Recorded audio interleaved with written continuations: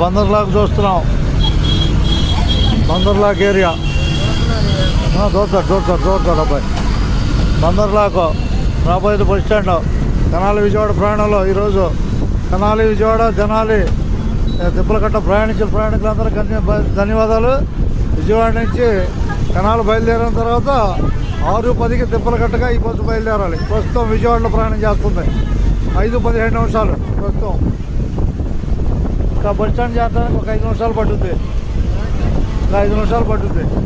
Bus stand చేరుకోవడానికి.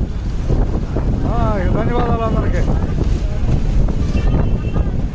ధన్యవాదాలు.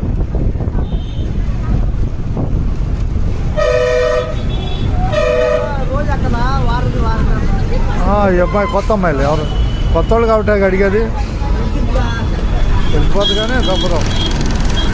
ఉన్నది ఉన్నట్టే. ఇదేగా ఉన్నది ఉన్నట్టే.